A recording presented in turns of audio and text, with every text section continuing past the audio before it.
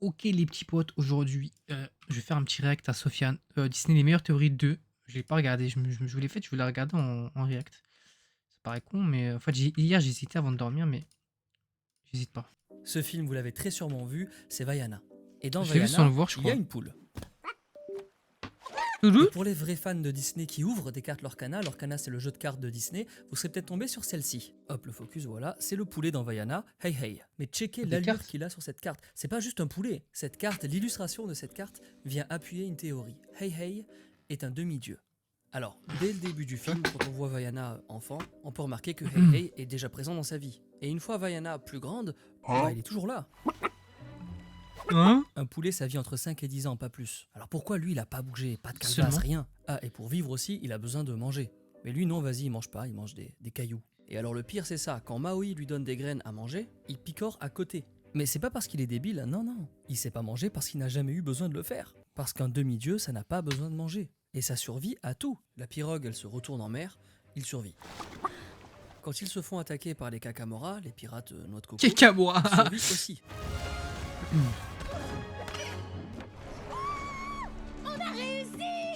Vaiana, elle, on le sait, elle a un lien spécial avec l'océan depuis son plus jeune âge. Ce qui fait que quand Vaiana se retrouve dans l'eau, l'océan lui-même la remet à bord. Et pareil pour Maui, s'il plonge, l'océan le ramène sur le bateau. Mais quand il s'agit de Hey Hey qui tombe à l'eau, là...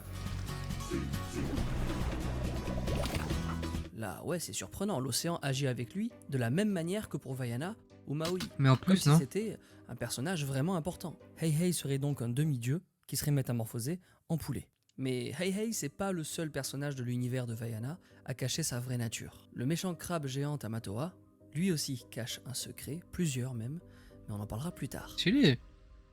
Restons dans l'eau pour vous parler de Oli. Arte. Oli, c'est une marque innovante qui révolutionne les iced tea et les boissons de concis au fait et regarde, c'est sans sucre mais naturel comme le thé et deux S et nous, elle se retrouve ici avec vos commandes. Essayez Oli, vous allez aimer, lien en description comme d'hab.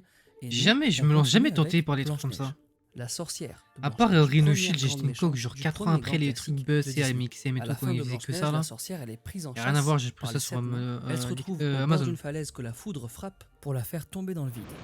Pas vraiment insatisfait, c'est cool. Et Après, le ça, c'est prix est la un peu dernière cher. image qu'on a de la sorcière. Jusqu'à ce qu'elle revienne dans le monde Merde, j'ai de oublié de Disney, remélanger. sous les traits de Gothel, la femme qui élève et retient prisonnière. C'est quoi ça? Réponse. Putain, c'est bien Donc en fait, gros, frère. Gothel dans Réponse, Eh, les c'est Disney la sont sorcière vraiment jolis, dans hein. Blanche-Neige. C'est ça la théorie. Déjà physiquement, Moi, j'ai ça trop marche. l'habitude Qu'elle de se jouer à des vieille vieux jeux, ou moi. plus jeune, ça fonctionne. Les deux portent la même tenue, une C'est cape fou. noire avec une capuche. Les deux ont les mêmes yeux, la même couleur de cheveux, les mêmes sourcils arqués. Vas-y, ça marche. Miroir magique Miroir, au mur, miroir. Dis-moi qui est qui le a plus belle. beauté parfaite et pure. Les deux sont obsédés par leur apparence. Dans Blanche-Neige, la sorcière, elle est obsédée par sa beauté. Et Gothel, quant à elle, c'est sa jeunesse qu'elle cherche à tout prix à préserver. Blanche-Neige, ça se passe en Allemagne. Et Réponse, Ah ouais? en Allemagne. Mais Ah ce qui est ouais? troublant, c'est que dans Blanche-Neige, la Je sais sorcière pas. finit par tomber d'une falaise. Et ce serait donc au pied de cette même falaise qu'on la retrouve dans Réponse. Dans les deux films, elle utilise la même arme, un poignard.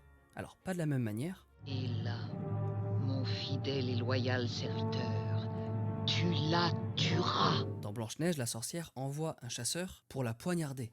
Et dans Réponse Gothel, elle a aussi un poignard qu'elle utilise pour tuer Flynn Rider.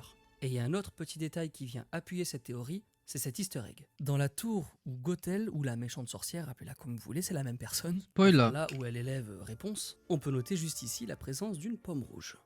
Allons, prends la pomme, chérie. Ouais, ils sont Fais un forts, deux. Disney. En référence à la pomme empoisonnée qu'elle a offert auparavant à Blanche-Neige. Mais la sorcière de Blanche-Neige, c'est pas la seule méchante de Disney qui s'est, entre guillemets, réincarnée. Il y a un sacré bail autour de Ursula aussi, mais on en reparle plus tard. Avant ça, il faut qu'on aborde une théorie très populaire, on va parler C'est français fou, genre, maintenant. il y a Est-ce tant que d'easter Tarzan, eggs. c'est bien le frère d'Anna et Elsa? Dans La Reine des Neiges, on apprend Ok. que les parents meurent lors d'un naufrage. Mais la théorie, elle dit que dans Tarzan, on verrait les parents de Anna et Elsa Tarzan. survivre à ce naufrage. Et ils seraient parvenus à rejoindre un rivage. Et c'est ce que Chris Buck, le réalisateur de Tarzan et de La Reine des Neiges, confirme. C'est bien la suite des parents de la Reine des Neiges qu'on voit dans Tarzan. Le roi et la reine d'Arendelle ont finalement un bébé et se construisent une cabane dans les arbres. Le bébé, c'est Tarzan, et Tarzan sera recueilli par les gorilles après que les parents se soient fait attaquer par un léopard. Et cette théorie fait donc de Tarzan Ouais. le frère de Anna et d'Elsa. C'est une théorie très populaire, mais qui ne marche pas Déjà, les parents de Anna et Elsa et les parents de Tarzan, ouais, ils se ressemblent vite fait. Et puis quand le roi et la reine d'Arendelle partent en bateau, on peut voir que la reine, elle est pas enceinte, ok. Alors que dans Tarzan, au moment de ce fameux naufrage, eh bien Tarzan est déjà né. Et vu que le voyage des parents de Anna et Elsa ne devait durer que 2 semaines, 2 semaines sans vous? Tout se passera bien, rassure-toi. eh bien la reine, quand elle monte sur le bateau, elle est censée être Quoi enceinte. ça, et Elsa, c'est pas c'est le quel cas. film? Et en plus, alors on n'a pas les dates de la Reine des Neiges, mais on sait que ça se déroule vers le milieu du 19e Ils siècle. sont bien faits les Et ce qui est Disney, hein. sûr, Putain, c'est que ça n'est je pas la regarde même tellement pas. époque. Parce que Tarzan, ça se déroule en 1910. Alors comment on sait? On le sait grâce à ça. Dans cette séquence, Tarzan et Jane contemplent le ciel étoilé et ils observent la comète Halley, qui a eu lieu en 1910. Et géographiquement, ça colle pas non plus. Les parents de Anna et Elsa se rendaient en Allemagne au mariage de réponse. Oui, ça aussi, c'est une petite théorie, mais qui tient la route et qu'on a déjà explorée dans la première vidéo sur les théories de Disney. Je vous invite à aller la voir. Et l'Allemagne, c'est loin de là où se déroule Tarzan. Dans Tarzan, on peut y voir Jane noter là où elle se trouve dans son carnet de croquis. Et c'est pas l'Allemagne, c'est même pas l'Europe. C'est l'Afrique de l'Est, East Africa. On peut le voir juste là. Et puis en vérité, dans La Reine des Neiges 2, on nous apprend que le naufrage a eu lieu et que les parents y ont laissé leur vie. Voilà. Maintenant, est-ce que c'est le capitaine Crochet de Peter Pan qui a tué la mère d'Ariel, la petite sirène? Ben oui, parce que dès le début de la petite sirène, on apprend que la mère d'Ariel est absente. Alors, rien de nouveau, la maman absente chez Disney, c'est un classique. Mais nous, tu connais, on veut plus d'explications. Et pour Mon en melon, avoir, il est il juteux, faut gros. regarder J'ai jamais vu ça, le frère. film Sors Le de l'eau. secret de la petite sirène, c'est le 3e opus. C'est un film sorti qu'en DVD. Et en gros, ce film, La petite sirène 3, il revient sur le passé de Ariel, quand sa mère était encore présente. Sa mère, c'était la reine Athéna. Et donc la reine Athéna et le roi Triton, ils passent du bon temps avec leurs 7 filles, et d'un coup ils sont attaqués par des pirates. Et c'est lors de cette attaque dans La petite sirène 3 que Athéna meurt.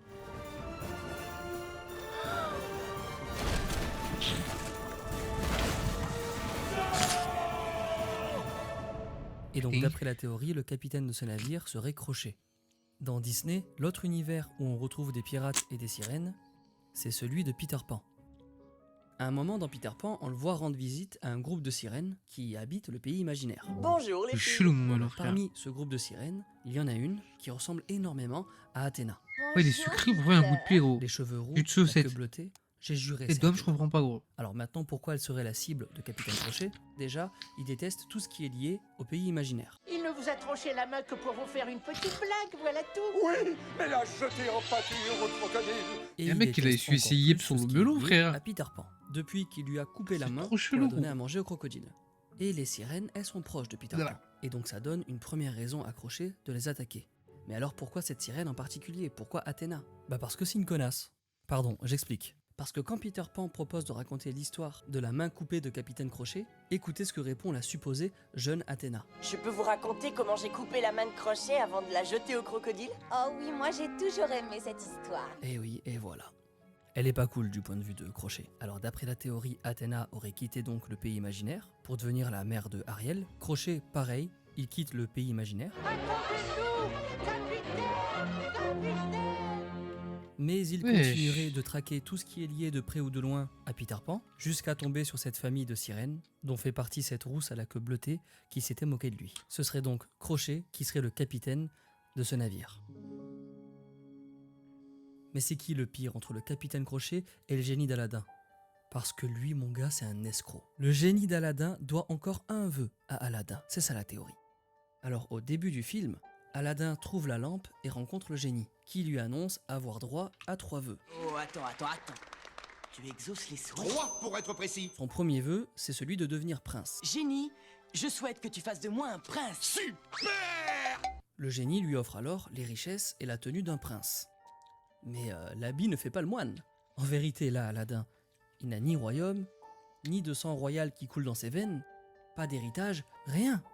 C'est pas du tout devenu un prince. Quand Aladin devient réellement un prince à la fin de l'histoire, le génie n'y est pour rien. En vérité, le titre de prince lui revient quand à la fin, il épouse Jasmine, la fille du sultan, la princesse. Et c'est juste après que le sultan ait changé la loi pour que les non-princes puissent épouser la princesse. Je décrète qu'à dater de ce jour, la princesse aura le droit d'épouser l'homme qu'elle estimera digne d'elle. Ce qui prouve bien que Aladin n'est jamais devenu un prince. À quoi ça servirait de changer la loi sinon? Alors maintenant, faut savoir un truc, dans les contes traditionnels des Mille et une nuits, Ouais. les génies sont réputés pour être malicieux, sournois. Ils jouent sur les mots. En suivant cette logique, le génie a consciemment détourné les mots de Aladdin, en les interprétant un petit peu comme bon lui semble. En fait, il a fait de Aladdin un prince, mais sans royaume. Par contre, il a bien du sang royal, mais pas d'un vrai roi. Dans le 3e film de Aladdin, Aladdin et le roi des voleurs, comme La Petite Sirène 3, c'est un film qui est sorti directement en DVD, dans ce film, on y apprend que Aladdin est le fils de Cassim, le roi des voleurs. Mon Qasim. père est donc Il est le le roi des Qasim. voleurs. Le même sang coule dans nos veines, c'est comme ça.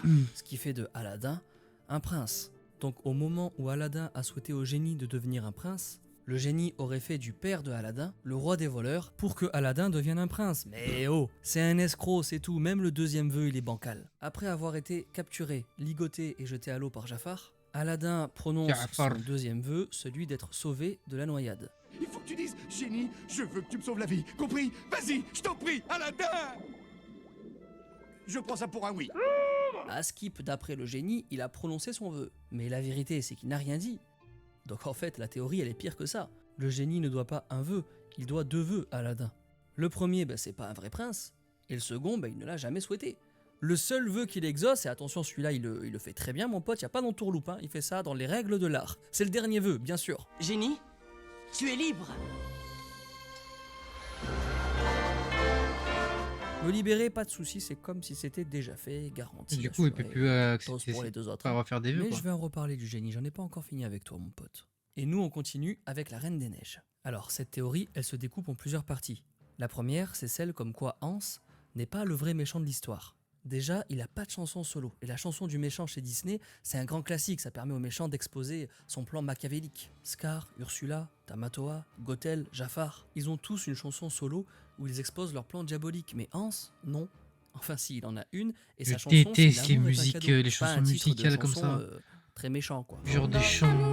Ça me trigger. Ah, j'aime pas dans les films. Oh non, arrête, Hans, tu me Ah, fais j'aime peur. pas Et en ça, plus, cette frère. chanson, elle est pas en Ça, solo, ça me- il la chante avec Anna. Et puis au-delà de ça, Hans, Bien, il est genre. amoureux. C'est Oui, parce chiant. que si Hans n'était pas vraiment amoureux de Anna, alors pourquoi il la regarderait comme ça? Alors que Anna n'est même plus là. Il n'y a Et pas besoin de jouer la comédie, elle est partie. Et ce qui est troublant, c'est qu'il a plusieurs fois eu l'occasion dans le film de s'emparer du pouvoir, mais il ne le fait jamais. Anna, elle laisse Hans à la tête du royaume pour partir à la C'est recherche ça de déjà sa des sœur. Et donc aux Hans, plaquettes, là. au lieu d'en profiter pour s'imposer coup d'état ou je sais pas moi, dissolution, il fait rien, il gouverne avec bienveillance. Le peuple d'Arène Mais les films sont bien faits, gros, je suis choqué. Le château est ouvert. On y sert de la Ah, ouf. soupe et des boissons chaudes dans le grand salon. Plus tard, quand le cheval d'Anna revient sans elle, Du coup, c'est plus son des dessins, réflexe, j'imagine, c'est c'est de des partir à sa animations recherche. 3D, J'ai non? besoin de volontaires avec moi Oh, pour depuis un bon partir à sa moment, ouais. recherche. Pendant son expédition, il trouve le palais de glace que s'est construit Elsa. Et là, il prévient ses soldats comme quoi il ne faut faire aucun mal à la reine, Soyez sur vos gardes, mais surtout ne faites aucun mal à la reine. mais de là à intervenir pour la sauver d'un tir d'arbalète. Si ses véritables intentions sont de régner sur le royaume, sauver la reine, c'est pas une bonne idée, c'est bête, c'est contre-productif. Bon voilà, vous avez compris cette partie de la théorie. Hans n'est pas un méchant. Jusqu'à ce que soudainement, Oh, Anna. Si seulement quelqu'un était vraiment amoureux de vous. Quoi? alors, c'est quoi ce bordel? Ce changement de comportement trop soudain, c'est trop contradictoire avec tout ce qu'il était avant. On entre donc dans la seconde partie de cette théorie. Hans s'est fait manipuler par un groupe. Et ce groupe, c'est celui des trolls. C'est le roi. On découvre les trolls quand le roi amène sa fille Anna pour s'y faire soigner. Et quand le père consulte les livres avant d'aller voir les trolls, observez bien comment ils sont représentés. T'as un troll au-dessus d'un cadavre de roi décédé, wesh, c'est Game of Thrones ou quoi? Bon alors du coup, la petite famille royale, elle se rend Ouais, je chez les regarde un jeu trolls, Game of et Thrones. regardez ce que le chef lui fait. Je recommande de retirer toute la magie, y compris les souvenirs de magie. Il lui retire ses souvenirs liés à la magie. Donc ça veut dire que les trolls sont aussi capables d'altérer la mémoire. Alors, Ah. est-ce que ça ne serait pas eux qui sont à l'origine du changement de comportement de Hans? En tout cas, c'est possible grâce à leur pouvoir. Et, en plus de leur pouvoir, ils ont un plan qu'ils exposent pendant leur chanson dans le film. Vous allez voir. Alors, Anna, elle rencontre ce type-là, Christophe. Et Je suis Christophe choqué de la qualité, va la frère. ramener chez les trolls. Ils Et sont où? Christophe, il les connaît très bien. Il a été élevé par eux, c'est sa famille adoptive. Oh, deux petits anges. Oh, je vais vous garder. Je sais pas, c'est Disney, ils Quand font. Christophe, il ramène une meuf. Bon alors Ah, je vais là, dire un truc de les débile. trolls, ils sont hyper heureux. Il a amené une Que fille. Parce que Disney font des films d'adultes. Mais, ils se rendent compte Enfin, d'adulte. qu'Anna a déjà quelqu'un. Elle a Ouais, déjà compris, quoi. quelqu'un. Cette jeune fille est fiancée. Et ouais, elle est fiancée à Débile. Hans. Et alors là, chez les trolls, l'ambiance elle Y a change. pas de question débile, Écoutez mais les paroles. j'ai pas Je vous mets pensé. Tu l'extrait, vois, en voyant écoutez. ça, je. Et la vraie question, c'est est-ce qu'ils font des films genre avec des vrais Débarrassons-nous du humains, fiancé genre et ça, tout je veux dire sera en fait. réglé. Wesh. La théorie, elle dit donc que le plan des trolls, c'est de se débarrasser de Hans pour qu'il laisse sa place à Christophe, le fils adoptif, quoi. Alors très bien, c'est un super plan, mais comment on le met en place? Parce que Hans, c'est un véritable obstacle. Hans, il est vraiment amoureux. Quel beau Alors gosse. la théorie, elle raconte comme quoi les trolls ont été obligés de l'ensorceler. Lui ont retiré des souvenirs et tout l'amour qu'il avait pour Anna. Toute l'histoire d'amour là, elle a été cut au montage. Et alors là, le plan des trolls se réalise enfin. Une fois débarrassé de Hans, Christophe, l'enfant élevé par les trolls, peut enfin prendre le cœur de Anna et se marier avec elle. Victoire. Bon allez, cette fois, cette théorie, elle est 100% vraie. 100%. Je suis un peu trop sûr de moi, ça reste une théorie, mais elle est bien rodée. Alors il y a un personnage, un méchant, dans Vaiana, dont on doit parler. Il s'appelle Tamatoa et c'est un crabe de cocotier géant. On sait pas grand chose sur lui, mais ce qu'on sait, c'est qu'il est lié Je sais pas si à la c'est petite bon sirène. à manger. Déjà dans la culture polynésienne, qui est au cœur du film Vaiana, il y a ce terme, Tao Tao Mona. Bon, déjà ce mot qui ressemble à Tamatoa, c'est un mot qui désigne la réincarnation des géants. Et les esprits de ces géants maléfiques se réincarnaient en quoi? En crabes de cocotier. Et dans Vaiana, ce thème de la réincarnation, on l'observe, avec sa grand-mère qui se réincarne en Raymanta. Donc là, tout porte à croire que ce crabe de cocotier, Tamatoa, soit la réincarnation d'un géant maléfique. Alors, mis à part le fait qu'on soit sous l'eau, quel est le lien avec la petite sirène? En réalité, Tamatoa pourrait être la réincarnation de Ursula. À la fin de la petite sirène, Ursula, elle devient géante avant de mourir. Et son esprit de géant maléfique pourrait donc se réincarner en crabe de cocotier.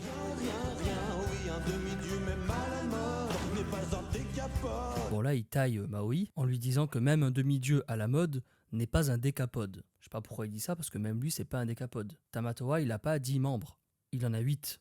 6 pattes et 2 pinces. Comme Ursula. 6 tentacules et 2 bras. Et en étant la réincarnation de l'esprit de Ursula, il poursuit le même but. Et il est en possession d'un objet qui C'est la pourrait différence Tamatoa graphique. aurait graphique. été le maître du génie bien avant Aladdin. Avant c'était dessiné, maintenant ouais, je pense que c'est Tamatoa, que il des démarre sa modèles chanson 3D. comme ceci. Non, Tamatoa n'avait pas autant de charme. Il n'était qu'un petit crabe triste. Bon, et comme on peut l'observer, ça n'est plus du tout un petit crabe triste. Donc il s'est passé un truc là, entre-temps. Tamatoa a trouvé la lampe et a formulé ses vœux. Merveilleuse théorie. Son premier vœu, ça aurait été de devenir géant. Et c'est une théorie qui se confirme aussi dans le film Aladdin. Quand le génie rencontre Aladdin pour la première fois, il lui dit ça. Hé, t'as moins de centimètres que mon dernier maître. Bah oui, ça le surprend parce que son dernier maître, c'était un crabe géant. Alors si son premier vœu est lié à sa taille, son second vœu est forcément lié au trésor qu'il porte sur son dos. Ce trésor, c'est impossible que ce soit des hommes qui l'aient amené jusqu'ici. Parce que là, on est à l'Alotai. L'Alotai, c'est le royaume des monstres, il n'y a pas d'hommes.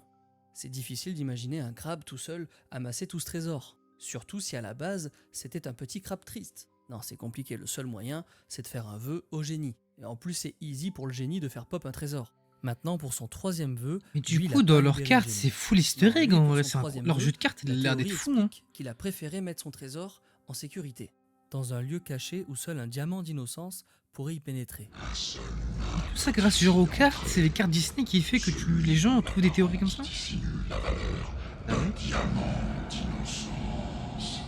Un diamant, les gens comme Tamatoa, quoi, qui se considèrent comme un diamant au milieu de l'océan. Je suis fier d'être bling comme un diamant au milieu de l'océan. Ce sera Moi, j'aime donc pas dans les la trucs caverne aux musicaux comme merveilles, ça. dans la bouche de ce tigre immense, où se trouve tout le trésor de Tamatoa, et y compris la lampe d'Aladin, au milieu d'un océan de sable. Cette théorie, elle prend tout son sens quand Vaiana et Vous Maui pensez à rencontrent Tamatoa. One Piece. Quand ils recherchent l'hameçon magique que Maui a perdu, Quand ils se sont sur rendent l'île donc des à la jouets là. montagne, là où habite Tamatoa. Le mec il Et là, a s'est fait devinez ce carnat qu'on trouve sur son le dos de Tamatoa, sa bosse, sa corde parmi son trésor, et qui peut plus Eh oui. fracturer la glace La pour lampe du génie. récupérer son trésor. et il n'y a de aucun vieux, là. doute, c'est bien cette lampe. La théorie se confirme, on ne sait pas ce que deviendra Tamatoa par la suite, mais ce qui est sûr, c'est que son trésor restera bien caché jusqu'à ce que Aladdin y mette la main dessus. Sérieux, mais est-ce que tout est lié? Mais c'est après c'est des théories. Hein. très rapidement, il y a quelques temps, je vous ai annoncé le lancement de mes studios d'animation. Ça s'appelait Boudouni Studio, ça s'appelle toujours d'ailleurs Boudouni Studio. Et notre premier projet Rétro Gobelin, il commence enfin à se faire connaître à l'international. Aux États-Unis, en Italie, au Brésil, Indonésie, en Allemagne, un petit peu partout. Donc ça c'est une bonne nouvelle, je vous invite à vous abonner sur Instagram Bien ça. principalement. Bien sûr, toutes ces théories restent des théories, alors je vous invite à venir les débunk en commentaire. Et aussi, si vous avez d'autres théories Disney, n'hésitez pas à venir en commentaire nous les partager. Merci d'avoir regardé cette vidéo. Déjà, Abonnez-vous. c'est et on se passé retrouve tellement très vite. sur YouTube. Ciao. Ciao. Waouh. C'est passé tellement vite. Ah, c'est 20 minutes. D'habitude, il fait des trucs de un peu plus longs, de 30, tout ça, 30 minutes, 33. Enfin, 30 minutes. 30, 35, 40 minutes. Putain, ok. Bah, Disney, ce monde-là, des trucs des reines et tout, je suis pas trop dedans. Mais j'ai appris plein de trucs. Leur jeu de cartes et tout, là, la con, là. C'est ça, leur jeu de cartes. Produit. Ah ouais, des boosters et tout, hein, ok. Ok. Un truc classique, quoi. Ok, bon, je connaissais pas. Mais du coup, ok, intéressant. Bon, bah j'ai appris plein de trucs. Et en vrai, putain, Disney, full théorie, full easter egg, c'est incroyable. Moi, je trouve ça trop stylé pour le coup. Et encore merci à Sofiane d'ailleurs pour son contenu de qualité comme ça que j'ai pas la notif. What the fuck?